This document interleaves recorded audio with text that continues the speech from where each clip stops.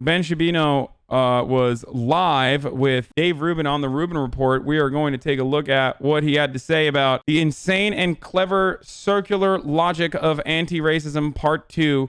There's apparently a part 1 as well. We're definitely going to watch the fuck out of this. I just want to give a trigger warning, okay? Wee woo, trigger warning, trigger warning. Your brains might literally explode from being subjected to so many high-level ideas. This is how racism will tear us apart. Oh, yeah, this is getting me anxious, dude. There's so much good stuff. Thank you for the delicious cookies that Dave Rubin is offering us right now in the marketplace of ideas. And as we're sitting here, in the last few hours, there was a sort of graphic that came out from the National Museum of African American History and Culture. And it was all about whiteness and the evils of whiteness. And among the evils of whiteness, things that we have all integrated into our lives because of the prevailing system of white supremacy, were things like hard work, individualism, justice, time management. It's got to be a real weird world to live in the mind of a conservative when you unironically believe that there are groups of leftist individuals out there who believe that like time management and delayed gratification is actually evil, or they're saying that whiteness is evil. Also, look at how angry he is. He's such a little baby. I'm so mad. That's what Ben Shapiro looks like. My face when they say white people are evil. The persecution complex of conservatives is a fundamental plank of their ideology. They constantly live with a target on their back. A target they themselves has placed on their back, and it's completely inconsequential.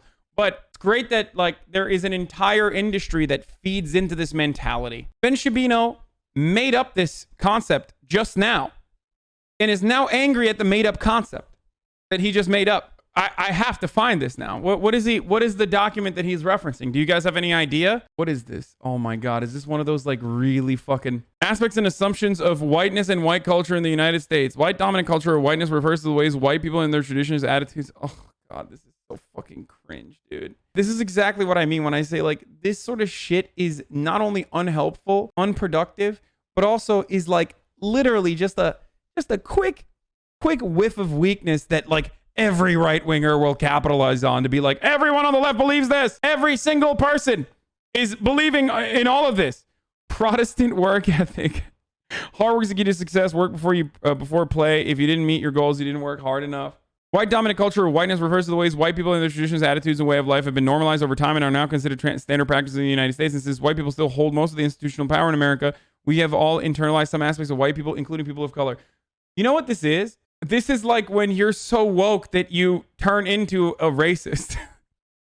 But this is when you go full circle and you're like, yeah, white people are focusing on objective, rational, linear thinking with an emphasis on the scientific method.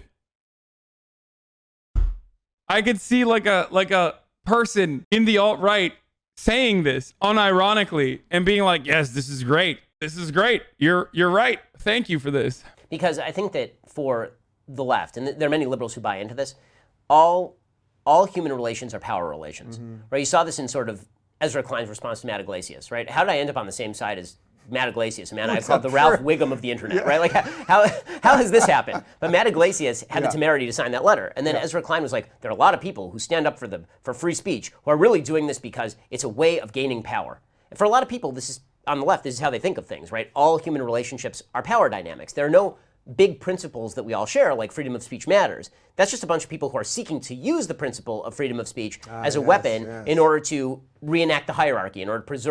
Yes, if you are a staunch advocate for BDS, for anti-BDS legislation like Ben Shapiro is, and then you turn around and claim to be a free speech supporter, then yes, you are weaponizing free speech. And you also have the comfort of having a white supremacist background in history that makes it seem as though you are on the fucking side of normalcy. If you are engaging in anti-racist actions when there is a lot of racist systems at play, you look like the outlier. You look like you're doing something that's outside of the norm. Ben Shapiro fundamentally benefits from living in an originally white supremacist nation like the United States.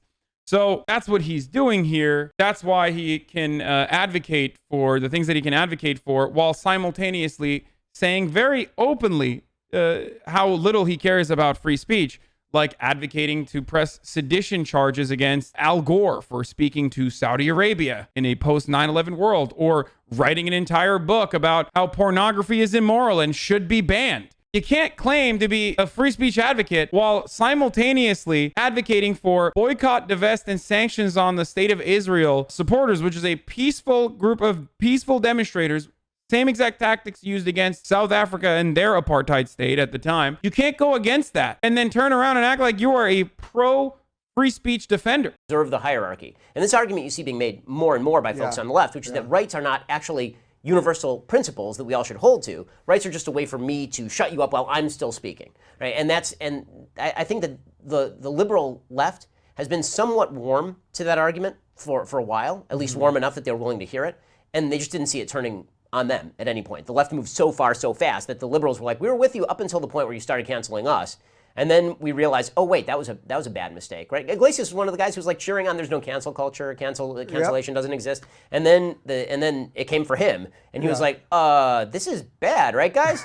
It's like, yes, it's bad. Well, yes, thank you for recognizing it is bad. Yeah, once again, as someone who has actually been canceled and had material backlash that I had to suffer through, albeit it was tiny in comparison to like real fucking anti-free speech restrictions like going to jail or whatever. The right weaponizes this as much as the left does, if not even more than the left does. Cancel culture in the way that we understand it both simultaneously doesn't exist and exists at the same time. It's both powerful and powerless at the same time. But one thing I will mention to you is that everyone does it.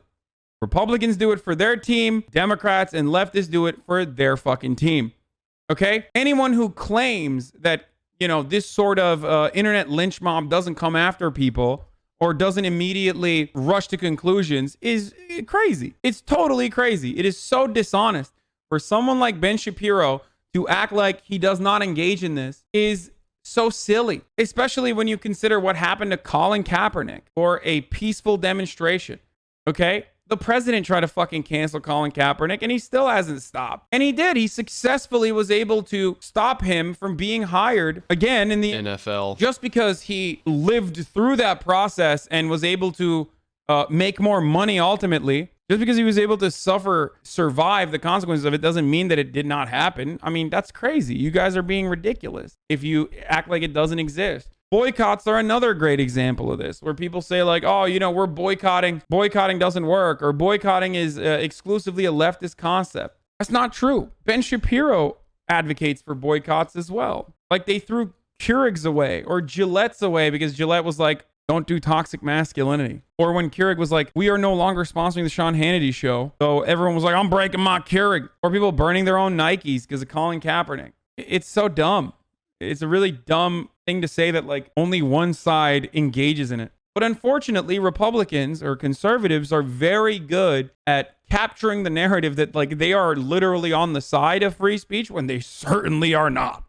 They're just not. To completely tell us that cancel culture, it doesn't even exist. It doesn't exist. Figment of your imagination. Yeah. Figment of your, when she's not explaining that people are shooting each other in the inner city for bread. For bread, right? Which is that's why you shoot a 1-year-old at a playground, is because they're hungry. That's what I do when I'm hungry. You know, I say to my wife, "Are we out of cereal?" She says, "Yes," and I immediately go and shoot somebody in the face. That's the way I deal with my own personal hanger. Yeah. But when she's not saying that sort of stuff, this is becoming a very popular notion on the left, which is that all America is a group of people who are dispossessed and the people who are victimizers. And any principle that exists in the system, that is the victimizing system, again, this goes back to the Kendi point or the Robin DiAngelo point, any aspect of that system is inherently bad and reinforces a power hierarchy, and so you must remove those systems of power in order to... Again, like narrowing your focus onto like one really weird fucking take from the Smithsonian and then acting like it is representative of the ideology of millions of fucking people is a classic tactic, both adopted by the left and the right, okay? People do this all the time. It's just an argumentative tactic. It is so silly to act like a large majority of the people on the left think that, you know, being timely and working hard is exclusively a white person concept, because that's literally racist. That's what racists think. Like, that's crazy. to allow the dispossessed to claim their full share of the earth. You're a sci-fi guy. Do you sort of admire the beauty of their evil? You know what I mean? Like, really, at some level, like, to create a system that proves itself. Yeah, that in and of itself is the proof. Like, there's a certain beauty to that. Oh, it's as evil as it is. It's super clever. I mean, the argument is completely circular, right? They just say, you're a racist. And you say, well, but you have no evidence of my racism. They say, well, you don't even recognize your own racism. You say, well, then how am I a racist? They say, because you're complicit in a system of racism. You say, right, but the So what I simply do not understand is Ben Shapiro's counter to systemic racism is to just deny it ever exists. Instead of trying to address the historic precedent and what kind of material impact that centuries of slavery and segregation might still have in contemporary American society, and the legacy of racism and white supremacy that still permeates through all of our institutions, instead of addressing any of that, he just says, systemic racism is not real. It's all individual acts of racism. Show me someone who's being racist or doing a racism, and I will agree with you. And that's not an argument.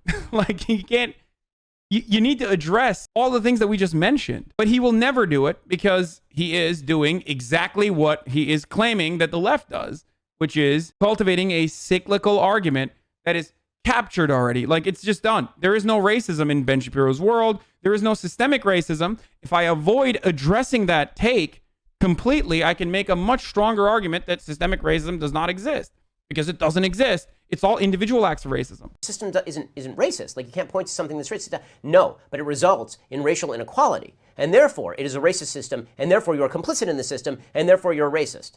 And you say, okay, well, but all systems perpetuate racial inequality. By even saying that, you're demonstrating your white fragility, which means you're a racist, right? Like, this is basic Salem witch trial. You're demonstrating Wait, what? fragility, which means you're a racist. But all systems perpetuate racial inequality. By even saying that, you're demonstrating your white fragility, which means you're a racist. Wait.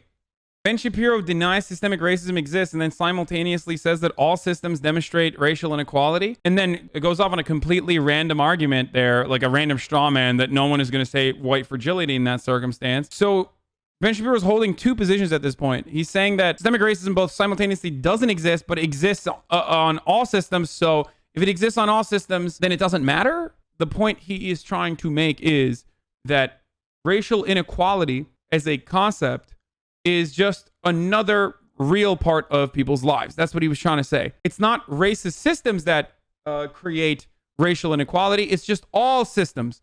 All hierarchies are inherently oppressive, and there is no way to end hierarchies. So obviously, it's good. We shouldn't do anything about it. We shouldn't do anything about the racially unequal outcomes of all systems. That's the argument that he was trying to make. It's a silly argument. So I think what's honestly happening is that you have a deadly disease that has probably somewhere between a 2 times and 6 times deadly as an effect as the flu. It's somewhere between 0.2 and 0.6 infection fatality rate. And that's dangerous, and it's very, very infectious. And all of that is true. The whole point of flattening the curve was to prevent the overwhelming of the healthcare system. We are not seeing the healthcare system being overwhelmed right now. That's not true. In epicenters of the pandemic, like New York and New Jersey early on, and now Houston, for example, hospital systems are overwhelmed. Florida has reached 0% available ICU capacity in certain counties. I think maybe even statewide at this point. So he's just lying, which is, what are you going to do? It's just another Ben Shapiro moment. Shouting that they are on the side of science while variously changing their opinion literally every 15 seconds. So when masks are bad, now masks are good. Protests are bad with anti-lockdown protests. Now protests are good. And this woke virus spares you so long as... Okay. Masks are bad was a take that the Trump-supporting military doctor made originally. Anthony Fauci said, don't buy a mask. It's not preventative, especially because we have a shortage in personal protective equipment right now, and we need doctors to have it. He qualified that he said masks are necessary for doctors and members that are working in healthcare because of the incredibly fragile supply chain that we have here in the United States because of our over-reliance on manufacturing overseas. We couldn't even get fucking enough protective gear for our healthcare workers at the time when our hospitals were incredibly overwhelmed. Now, having said that, even if they were literally like, masks suck, do not wear a fucking mask. Do not wear a mask.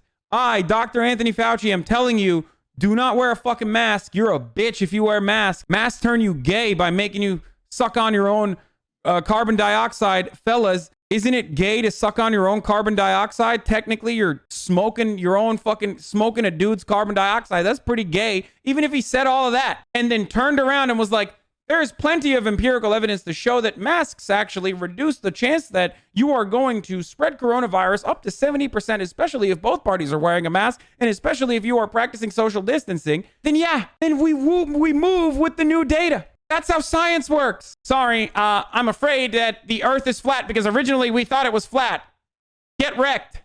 Liberals don't care. That's what I'm going to believe. Facts and logic. Anyway. Right. I mean, think how bananas that is. It's crazy. It's utterly nuts. I mean, that was mind-bogglingly incredible. De Blasio this week said that, in effect. You are allowed to protest because racism is so systemic and profoundly evil that somehow it supersedes the deadly virus. It's a woke virus.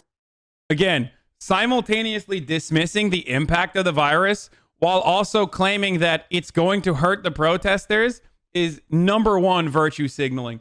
First of all, do protests increase the likelihood that people will get coronavirus? Of course it does. Even if there's a 1% chance that it increases the likelihood, it technically still does. But is there any empirical evidence to show that from government authorities, not just the independent neo-Marxist postmodernist college professors that are looking at this data? All epidemiologists are actually working for the homosexual Marxist agenda.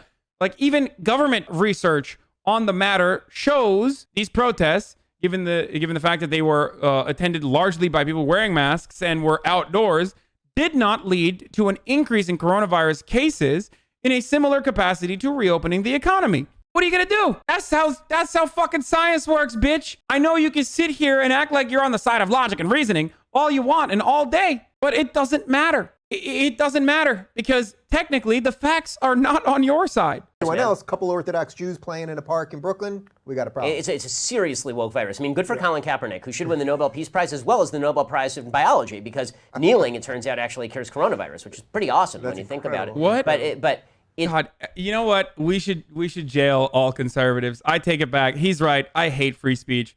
If you attempt to make jokes as a conservative and they don't land, you go to jail.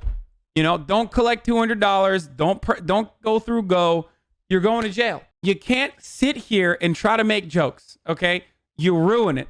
You literally ruin everything. I can't believe Dave Rubin laughed at that. How can you claim to be a comedian at any point in your life or any point in your career and then be like, that's pretty funny. Like, that made no sense. From a structural point of view, that wasn't even a joke. Oh, God, I'm so mad. This is worse than Nanette, and I fucking despise Hannah Gadsby, okay? I hate that fucking TED Talk style of comedy, and somehow these dipshits, these conservative fucks, are worse than, like, someone who is openly and viscerally anti-comedy. I think that there have been a bunch of false binaries that have been set up, and those false binaries are things like it's either total lockdown or total openness. It annoys me when people on the right treat mask wearing as though it's like a virtue signal. And it annoys me on the left when people treat mask wearing as though it's an incredible virtue signal. You're an evil, evil person if you're not wearing a mask when you go to sleep at night, and you're a better person if you wear a mask. And on the right, there are people for sure who are like, well, I'm not wearing a mask under any circumstance. It's a violation of my freedoms and all this kind of stuff. Like, look, just when you're in a populated area with a lot of other people, wear a mask. It isn't that bad. Like, you should do it because you don't want other people to get sick. It's like, that's the best we can do at this point. Yes, liberals are saying you have to wear a mask to bed when you go to sleep. And some conservatives are simply just saying, you know, not wearing a mask is a violation of my freedoms, but you should wear a mask. Like, I like that at least he's not taking it to the maximum extreme as saying like that fucking conservatives are right or something. Cause like some of the psychotic conservatives are doing that. But our expectation of conservative punditry is so low. Like the bar is just fucking hidden 6 feet under that. Like when Trump wears a mask, we're like, oh, thank God. Mr. President, so brave of you to protect people. Thank you, Ben Shapiro. Thank you, Ben Shapiro, for saying that like you should wear a mask. Oh, thank God. This point in time. With that said, the idea that we're going to full scale lock down the entire American economy, or that we are going to leave children out of school for the next year because of COVID, like that seems patently insane to me. I mean, the reason it seems patently insane is because the data are pretty murky on a lot of issues. They're absolutely not murky on the risk to children. There is so little risk to children. If you're under the age of 20, you have a better chance. That's not true. That's not true. New data is coming out on this now. Under the age of 10 is it. That's it. Under the age of 10, you have a very low likelihood of giving it to other kids. And most of the people under the age of 10 get it from parents and not other children. But there is a gigantic age group between 10 and 20. Of dying from the flu than you do of COVID. I mean, that's just a straight stat. And what that means is that maybe we can come up with some creative solutions where parents actually have a place where their kids can go for schooling. So my friend John Podhoretz over at Commentary Magazine, I thought he had a good idea. He said, why don't you keep the schools open, and then you have a bunch of 20-year-old proctors, and then you have the teachers Zoom in. Why is it the teacher has to Zoom to all the kids at home, right? Why don't you just do it at school, right? That seems like a fairly decent idea. But the incentive structure is created for politicians to lock down, because the more sternly you treat the virus, the better the media are going to treat you. Right, the more virtuous you are. Right, exactly. And this is how you see Andrew Cuomo, who was a garbage heap of a governor during this whole time, and who now creates magical posters, tributes to himself. I agree. That poster is lame as fuck, and Cuomo is also lame as fuck. But once again, Cuomo is lame as fuck and horrible for all the conservative things that he does, okay? Underfunding the New York medical system for years on end, especially with the outcome of having underprivileged areas that have an over-reliance on Medicaid, for example, not get the necessary funds they need. That is neoliberalism. That is an inherently conservative ideology. I've been speaking out against Cuomo for a very long time, and you guys keep accusing me inappropriately of fraidophobia. This is a valid criticism of Andrew Cuomo. Whatever the fuck Ben is saying is probably not. Let's see what else he has to say. With literally a curve that represents the number of dead bodies in his state, right, being treated as though he was great at this, when his death rate is like 8 or 9 times that of Florida, where Ron DeSantis is the font of all evil, and Greg Abbott in Texas, it's like 11 or 12 times the death rate in Texas. Like, none of the media coverage makes sense. The media, there are a bunch of issues here. The politics of it makes no sense. The media coverage. The population density argument is so quickly applied by these people, except there is no reason to ever mention it when you're comparing Florida to New York, except the fact that Florida is now seeing a gigantic spike and people are dying. So we'll see. We'll see what happens.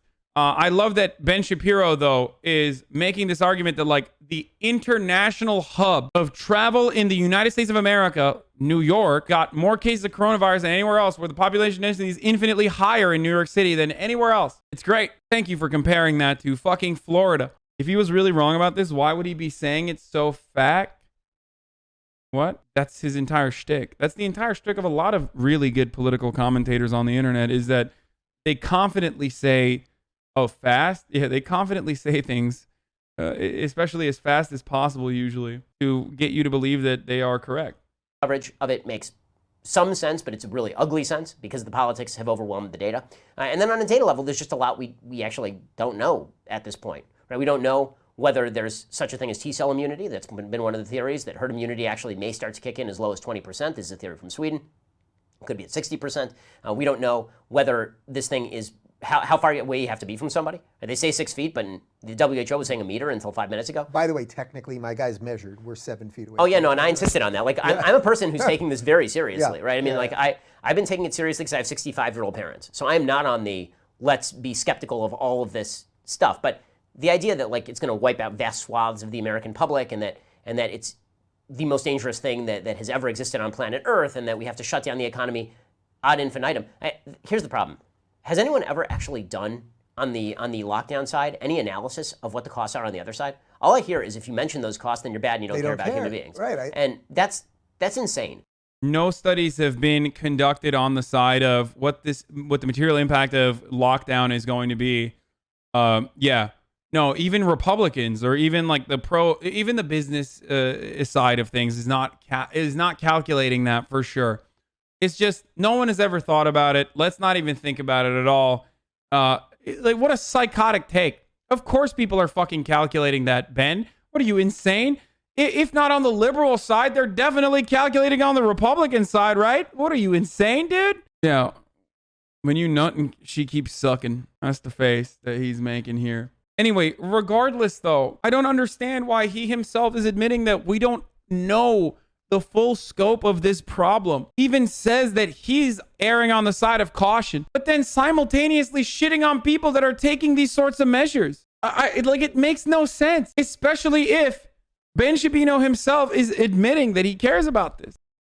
That the way that we end up moving forward is what one, I think it was Hebrew University or Tel Aviv University scientists suggested was controlled avalanche. The idea was if you're most vulnerable, you stay home and we figure out ways to protect you. And if you're less vulnerable, then you go out, and if you get it, you get it. And then you're one person closer to herd immunity. That may be effectively de facto what we're seeing anyway, right? Because this is how, let's be real about this. If you're 20, this is kind of how you're treating it. And this is where they're going to say you want to kill people. That's what last time you were here for my book launch, and I remember the video. You were the #1 trend on Twitter. Everyone understands the argument I was making, which is that if you're looking at days of life versus just lives lost, that is a different. Dude, come on, dude. He literally said the average life expectancy in the United States of America is 78. If you're over the age of 78 and you die, it's not that big of a problem. And my counter to that was, all right, let me kill your grandparents then. Like, what the fuck? What a psychotic take. It was a psychotic take then, and it's still a psychotic take now. We don't think this way because it's a eugenicist mentality to have. Calculation, and it is done by actuaries every single day. The federal government has actuaries that do this on every single policy. But again, the media narrative is very easy here. If you don't, the actuaries that engage in this way of thinking, it's like saying hospitals that do triage are doing eugenics. Like, hospitals do triage from time to time, where they also calculate the likelihood that they can save one patient over the other when they don't have enough resources to save both. That's not what fucking Ben Shapiro was doing, though. Ben Shapiro was taking it one step further and justifying it by saying, well, you know, people die over the age of 78 anyway. That's the average life expectancy all the time. It's not a position that you should be advocating for, because the way to prevent triage, for example, in hospitals is to literally do the protocols that you are shitting on by saying it's too rigorous. I don't know what else to say about this. It's so stupid. The whole point is to prevent hospitals from engaging in that fucking eugenics argument, or to do triage. The whole point is to not overwhelm the hospitals. Mirror the policies they want, then you're a grandma killer who wants to murder your own grandma. It doesn't matter that I'm taking all sorts of extraordinary, measures in order to protect my own parents on this thing. If you're looking for more honest, okay, that makes you a hypocrite, though. If you're taking these extraordinary measures, extraordinary precautionary measures, but then simultaneously advocating against it, then you're a hypocrite. All right, let's move on. Seems largely in Sunbelt, but we're moving on to Donald Trump, who is live with the coronavirus task force, ladies and gentlemen. Let's do it. Economic relief package. We're working very hard on it. We're making a lot of progress. I also know that both sides want to get it done. We'll call it phase 4. I think we're going to get it done.